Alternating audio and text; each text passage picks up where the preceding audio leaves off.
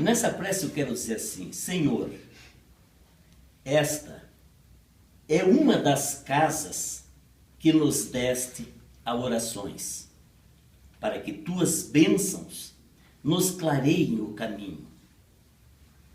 Ensina-nos, Senhor, a construir dentro dela o lar de nossos corações, em cuja doce intimidade aprendamos de Ti a bondade e a renúncia, o devotamento e a compaixão. Ajuda-nos, Senhor, a exaltá-la através do respeito à nossa própria consciência, para que ela seja dignificada na veneração dos outros.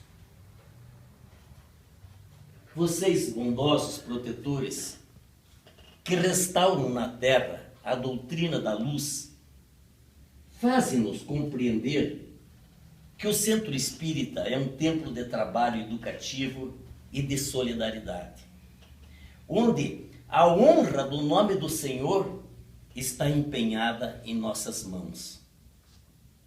Induze-nos à concórdia e à simplicidade, para que a separação e o orgulho não nos joguem nas trevas. Desperta-nos o sentimento e o raciocínio em tuas lições, para que tenhamos o coração e o cérebro sintonizados no verdadeiro bem, escalando os degraus da caridade e da cultura no rumo da sabedoria e do amor, que nos aguardam na imortalidade vitoriosa.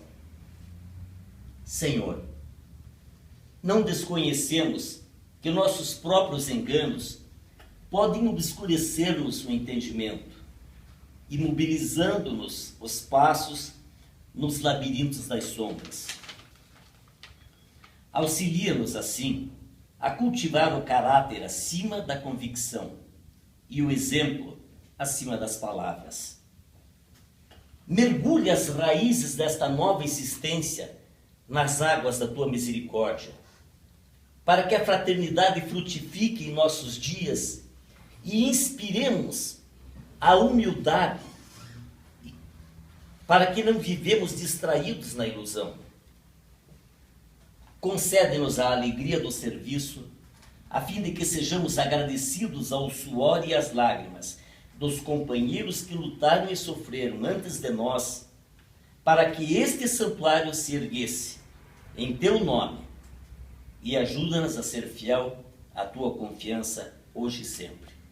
Que assim seja. Eu quero que guardem essa prece na história da nossa casa. Eu quero trazer para vocês umas palavras a respeito desta doutrina maravilhosa. Há muito tempo atrás, o homem entendia que a vida só podia ser tocada na base do castigo.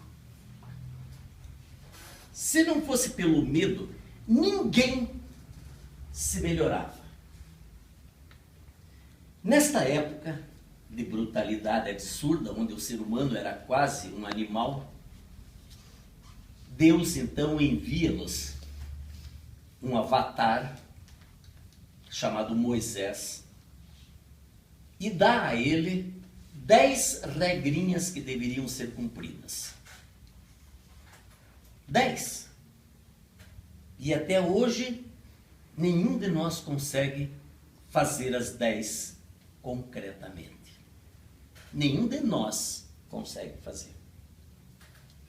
Mesmo passados 6.000 anos já, e a gente não consegue cumprir com essas 10 lições, essas 10 normas. Moisés vem então a público, trazendo esta novidade ao povo, essas normas de conduta, e trazendo junto toda uma gama de leis humanas, baseadas todas no temor. Era a lei do olho por olho, dente por dente. Roubou, corta a mão. olhou para a mulher do vizinho, fura o olho do cara. E era um Deus que ele apresentava, um Deus vingativo, que havia já matado vários povos e que marchava na frente dos exércitos para acabar com aqueles que não acreditassem nele. E o homem, naquela época, meio que tomou um rumo diferente. Começaram a se tornar um pouco mais sociáveis. Mas com o decorrer dos anos, como isto era uma lei punitiva, quando a punição saía de perto, o homem se mostrava o velho animal de sempre. E os anos passaram, e lá na frente, 4.000 anos depois, eis que Deus manda um segundo avatar. Só que este chegou falando de amor, não de ódio. E este chegou prometendo benesses para quem se melhorasse na vida. Se Moisés dizia que se você não cumprisse a lei de Deus, você era castigado, Jesus nos dizia que se cumpríssemos a lei de Deus, teríamos um espaço garantido no céu. Iríamos todos para o paraíso. E o homem, por algum tempo, abraçou essa ideia. Uma ideia de amor, de fraternidade. Mas, como também era uma atitude que vinha de fora para dentro, quando o homem começou a descobrir que era muito difícil ele ganhar o prêmio, todo mundo foi abandonando as tais iniciativas de melhora íntima, de melhora interna. Muito bem. Passam-se então 1.500 anos. E Deus nos manda um terceiro emissário, chamado Leon Denisard Hippolyte Rivel, mais conhecido como Allan Kardec. Kardec é chamado para trazer uma terceira maneira de ver a vida. Uma terceira maneira. Que não dependia nem de um castigo, porque se não fizéssemos não teríamos que receber um castigo, e nem de um prêmio, que se fizéssemos nós teríamos um lugar ao céu. Ele trazia a necessidade de uma reforma interior do ser humano. E que se o ser humano fizesse essa reforma interior, ele já começaria, inclusive, receber as benesses nesse próprio momento. E a grande diferença é que era a primeira vez que a atitude tinha que ser de dentro para fora e não de fora para dentro. Isso aconteceu também no mundo empresarial.